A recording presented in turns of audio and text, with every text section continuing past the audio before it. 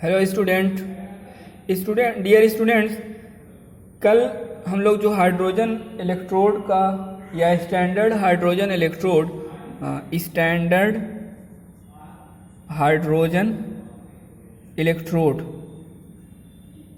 ठीक है, standard hydrogen electrode, इसकी वर्किंग के बारे में कल हम लोगों ने स्टडी किया था कि कैसे वर्क करता है कोई भी स्टैंडर्ड हाइड्रोजन इलेक्ट्रोड।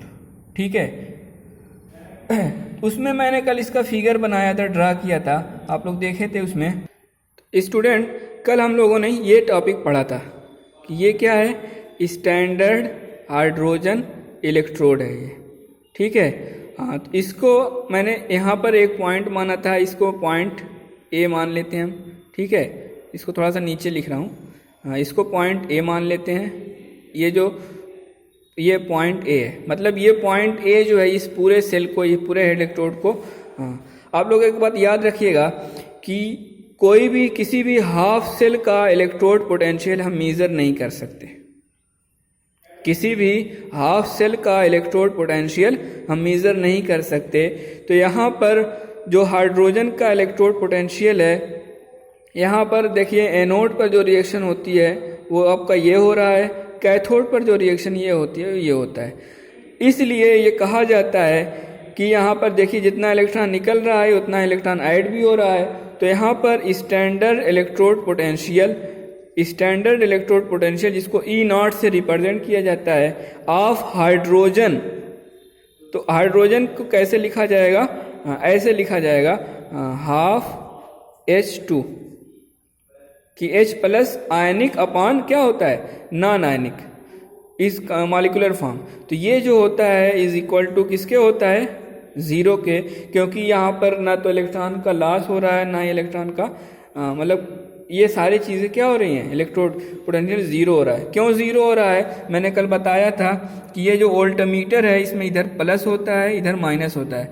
तो ये इसमें जो वोल्टमीटर का जो नीडल होती है उसका डिफ्लेक्शन, हिलना, उसका क्या कहलाता है, डिफ्लेक्शन। जितना इधर जाता है उतना इधर जाता है और फाइनली बीच में आके रुक जाता है। इसका मतलब ये हुआ plus minus equal to zero. इसलिए हाइड्रोजन का इलेक्ट्रोड पोटेंशियल जो होता है जीरो होता है, इसीलिए हाइड्रोजन को रेफरेंस इलेक्ट्रोड माना जाता है। अब सपोज कर लीजिए हमको इसके साथ किसी भी दूसरे मेटल का इलेक्ट्रोड पोटेंशियल निकालना है, तो हम उसके लिए क्या करते हैं, ये रेफरेंस है, इसके साथ उस इलेक्ट्रोड को जोड़ दिया जाता है। देखिए कैसे जोड़ा जाता है। सपोज कर लीजिए हमको जिंक, यहाँ पर देखिए, सपोज कर लीजिए हमको जिंक इलेक्ट्रोड का इलेक्ट्रोड पोटेंशियल पता करना है। तो हम क्या करेंगे कि ये रेफरेंस इलेक्ट्रोड है, तो इस रेफरेंस इलेक्ट्रोड के साथ हम क्या करेंगे, जिंक को जोड़ देंगे, जिंक के इलेक्ट्रोड को जोड़ देंगे। ये जिंक रॉड है और इसके अंदर एसिडिक सॉल्यूशन जो है ये भरा होता है, जैसे H2SO4 वगैरह।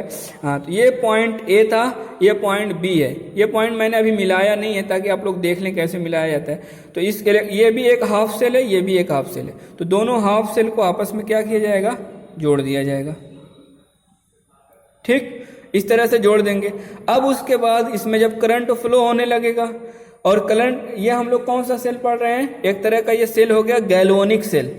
क्यों गैलोनिक सेल हो गया, क्योंकि आप जानते हैं गैलोनिक सेल जो होता है उसके अंदर, गैलोनिक सेल के अंदर जो दो हाफ सेल अलग होते हैं, मतलब इलेक्ट्रोड जो होते हैं कैथोड और एनोड अलग अलग कंटेनर में होते हैं, दो जगह होते हैं। देख रहे हैं ना, ये रेफरेंस इलेक्ट्रोड ये एक कंटेनर है और ये एक कंटेनर है। तो यहाँ पर ये कैथोड की तरह बिहेव करेगा और ये किसकी तरह बिहेव करेगा, एनोड की तरह।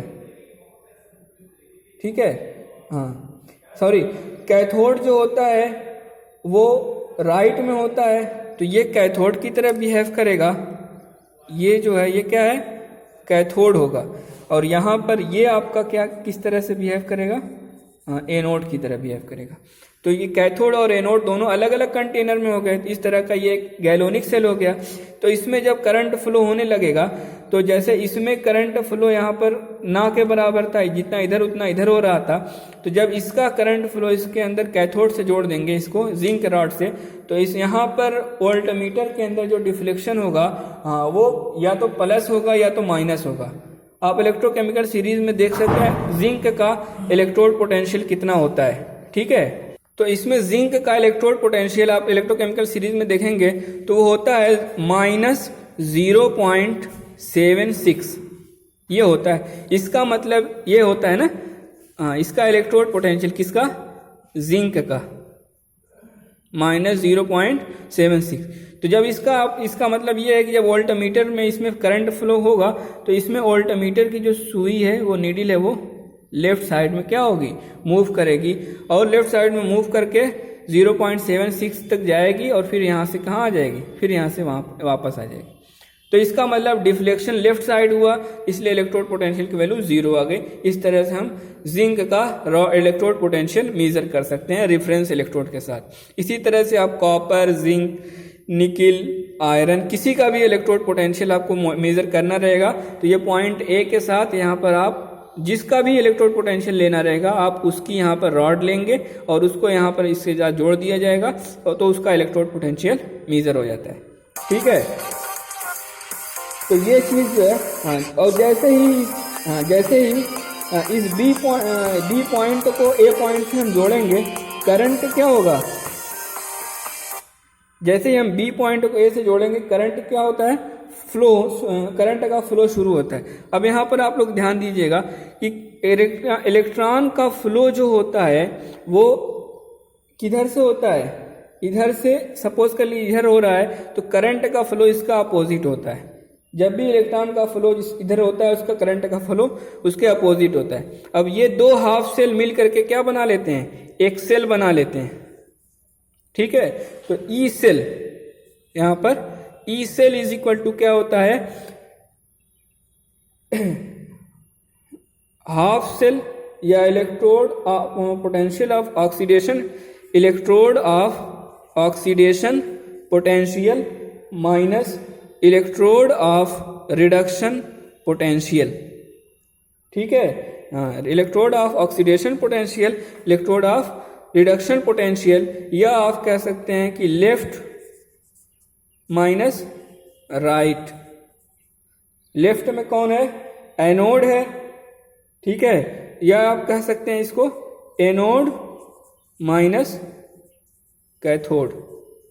ठीक, तो इस तरह से, और एनोड पर क्या होता है, लेफ्ट में होता है और कैथोड कहाँ होता है, राइट में होता है। तो ये सारे फार्मूले इसके साथ क्या होते हैं, अप्लाई किए जाते हैं। अब इसके बाद इसी के साथ नैश इक्वेशन डिफाइन निकाला जाता है। इस तरह से इलेक्ट्रोड पोटेंशियल जब सेल पूरा हो जाता है इसी के हेल्प से नैश इक्वेशन अप्लाई किया जाता है, यूज किया जाता है। वहां पर ई सेल जो होता है, हाँ, वो ये वाला फार्मूला वहां पर अप्लाई किया जाता है। ठीक है, वैसे इलेक्ट्रिकल पोटेंशियल जो ये कहते हैं electrode potential, what is the electrode potential, electrode potential क्या होता है, इलेक्ट्रोड पोटेंशियल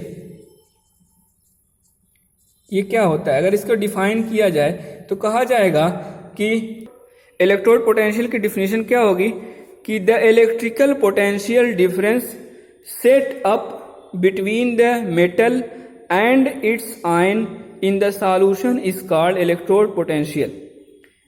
क्या मतलब हुआ कि मेटल और उसका आयन, मेटल जैसे ये मेटल है, ये उसका आयन है। सपोज कर लो ये इसका आयन है जिंक सल्फेट।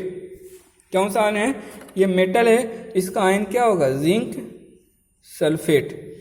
तो इसके और इसके पोटेंशियल डिफरेंस, जिंक और जिंक सल्फेट के पोटेंशियल डिफरेंस को क्या कहा जाता है, इलेक्ट्रोड पोटेंशियल कहा जाता है।